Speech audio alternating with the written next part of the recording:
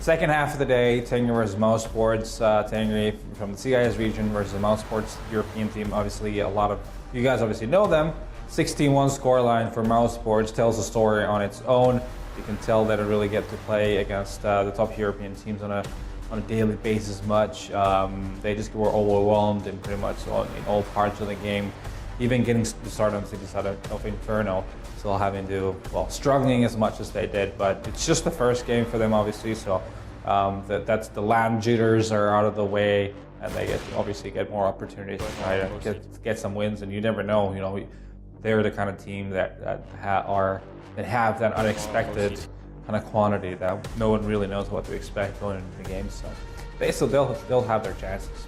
Some good fundamental Counter-Strike, it's what you need to see more of, but they still both lose their lives. And actually, I think the peak from SNK was just like 3 seconds off from spotting Dennis. They're heartless. They're just gonna hunt him down, man. This is incredibly brutal. Hellraisers versus Vegas Squadron was a game that everyone expected to be quite one-sided towards Hellraisers, obviously. Vegas Squadron we've seen before at the previous major qualifier where they upset NIP. That was one of the massive things that happened in that tournament. So going to this one, between these two tournaments, we haven't really seen much of them within the top Counter-Strike scene. So first half of that game actually went to the way of Vegas Squadron. Eventually Hellraiser was able to creep out of it, but still positive signs for Vegas Squadron. I think they can definitely be a problem for some of the teams in this tournament. One smoke for Vegas Squadron. An aggression coming in, that's better from Bondik. Gets the first kill, takes down JR. Against B Apartments. Yep, Sod on the left. Picture, Bondik. Gets Kashander as well, but he lost Angel in doing so. It still gives them a 4 versus 2 to work with as he backpedals towards CT. Gets Chopper as well. Bondik looking quite good in this pistol round as Huchi and try and walk back out. Has no clue who's firing at him and from where, excuse me. He's sure to go down, and Bondik confirms that with his 4th kill in the round. Flipside versus Renegades was an interesting matchup. You had the Asian Minor champions Renegades who finally managed to win an Asian Minor after having multiple tries at it, always faltering to Tailo. Playing against Flipside, that is basically currently they always pretty much make the majors. But we haven't seen them in a long time. They've been kind of absent from top competitive Counter-Strike. And so we don't really know what to expect. We know they're a team that's they practice a lot, they have a very methodical approach to the game, very tactical. They try to outsmart their opponents in every situation. And that was kind of the theme of the game as well. They even outsmarted themselves in some situations where they already had an advantage, but they would still try to do a fake. I heard from Blade, their in-game leader, that there was a bit of jitters. Well, they were panicking in certain situations, which caused them to lose some silly rounds. But coming back, I think it was 4 game points that they managed to defend against and managed to make the game in an overtime and then take it. Shows that they have the resilience and still have a lot of different kind of ways to approach the game, and their tactic book is just very wide, and they're good at adapting end of the day. And the first game, they got that out of the way, and again, they're one step closer to getting to another major.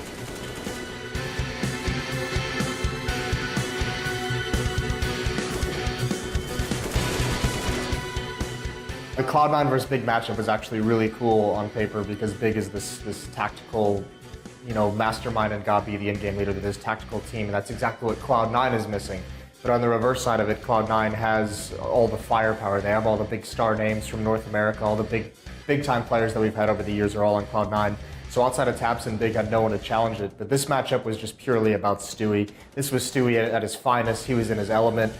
He got rolling so early and it just never slowed down. Big couldn't stop him. He was doing everything we know him for, jumping through smokes, getting multi-kills left and right. He opened up rounds and he finished them off for Cloud9 and led him to a huge win. Fast-paced play style, aggression all over the map. Liquid tried to adjust, but they were simply completely outclassed.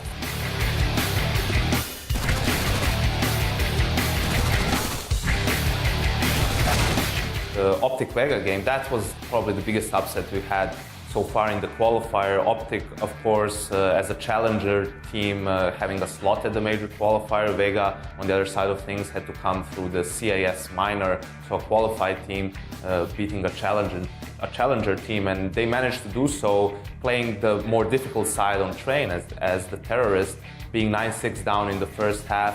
Mir, the star of the team, had an amazing game, was doing a lot of work for the team. Optic, because they lost to Penta already, they had to put more emphasis there, which in turn made the outer bomb side slightly weaker, and Vega just did a great job of taking advantage of that. We had a rematch of the Asian Minor, and a matchup that we saw 2 times there, Renegades versus Tai Lu, and the map was Cash, which was actually the map that Renegades won both times they played it at the Minor. So you could tell that Tai Lu was probably prepared for it since they let it go through, and I think you could see the impact of Peacemaker in the little time that he was with the team.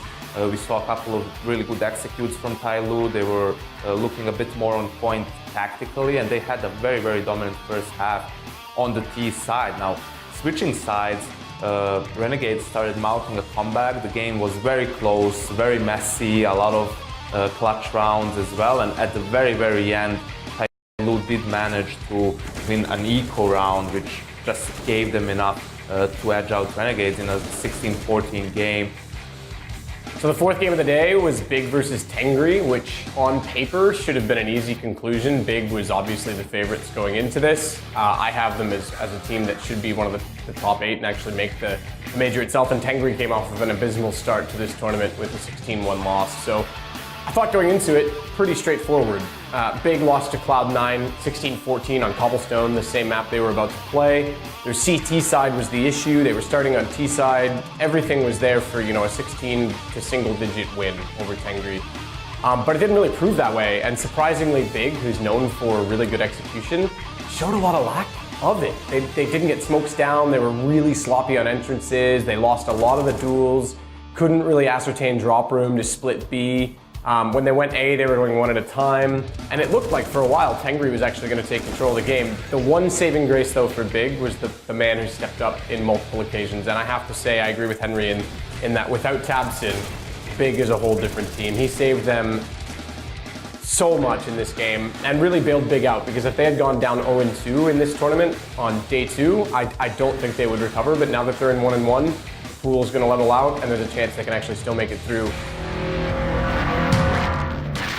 The Immortals Dignitas game was, on paper, one of the most exciting of the day. It was 2 very heavy-hitting teams, high fragging potential there. The scene was set on Cash, which was going to be a really exciting prospect for us, one of the fastest maps we have in the pool right now.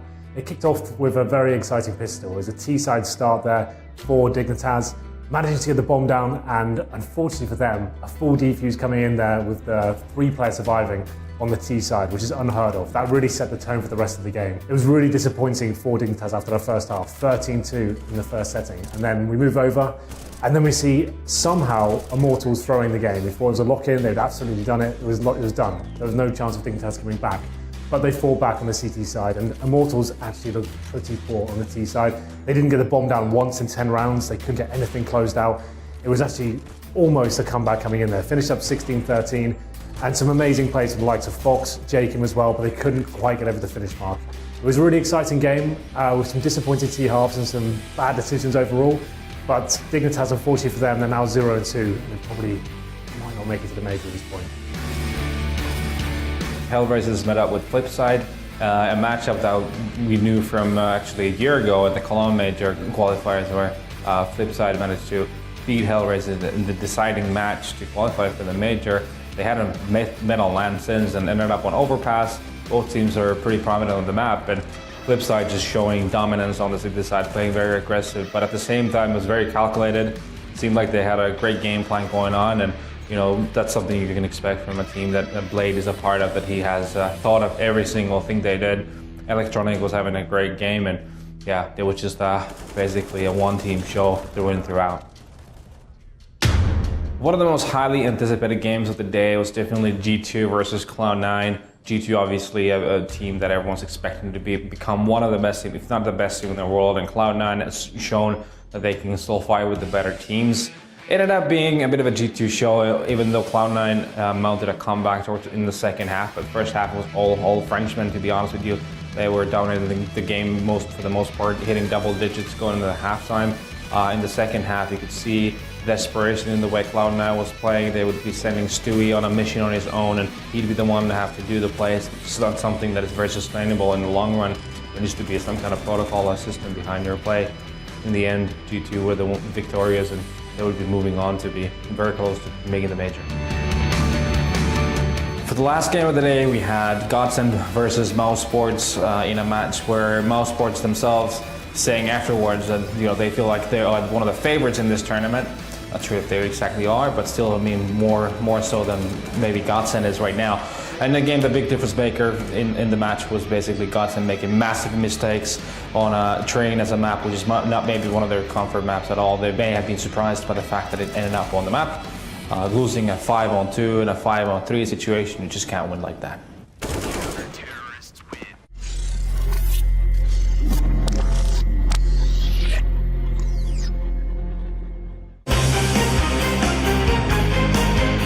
Strategies to go by, but still small little mistakes here and there mount up, and they lost man advantage situations and so forth. So unfortunately, they're going to be eliminated at this tournament. But then again, they'll have a lot to learn from it, and we wish them best of luck in the future. For the second game of the day, we had Optic taking on Renegades, one of the North American teams in Optic. Renegades, an Australian team that's been playing in North America for the past year and a half or so. So this was just a well-rounded performance from Renegades. They ended up taking the match. It was also an elimination match, so it takes Optic completely out of the tournament. Well-rounded, though, from the Renegades side. No one really stuck out. It wasn't any kind of star play. It was just good, fundamental, basic team Counter-Strike.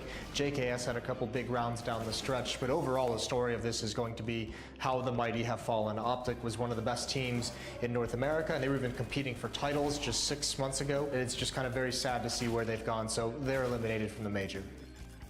Tyloo took on Vega Squadron on Inferno, and Vega Squadron ends up winning this game, which was, I think, a little bit of a surprise to many. So in some ways, it's a small upset of sorts. But really, the story of this is JR from Vega Squadron. His AWPing was so incredibly on point.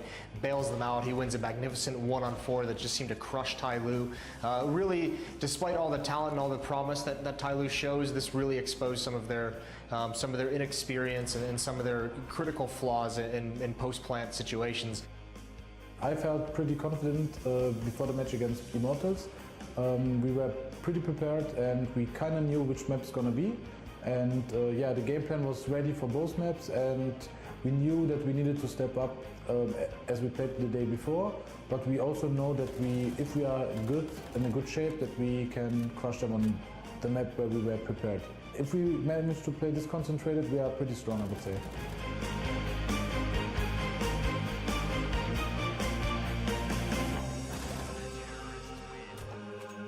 Cloud9 took on Godsend on DE Train, which is kind of an interesting thing by itself. It's a map Godsend has lost previously in a couple close matches earlier in this tournament. On top of that, I mean, just speaking of Godsend, one of their big critical flaws in this team is their map pool.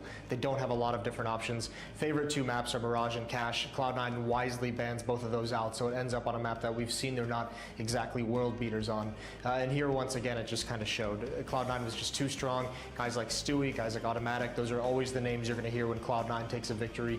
They were so aggressive on the map. They controlled things perfectly. Godsend managed to claw their way back kind of into contention, but Cloud9 slowed down the pace a little bit and were able to close out that match.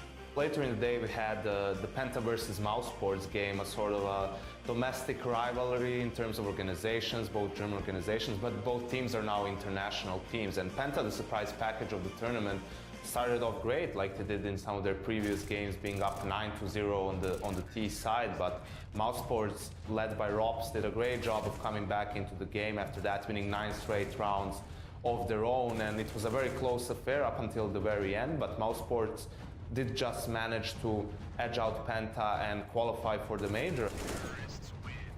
Liquid versus Hellraisers, it was a very one-sided game. Liquid having a very strong first half on the T side of Train, with Hellraisers winning pistols. So it looked like Hellraisers might have a good game there, but ever since the second round, Liquid just took over the game, was very dominant. Their individuals were very much on point, and it just seemed like Hellraisers were out of it.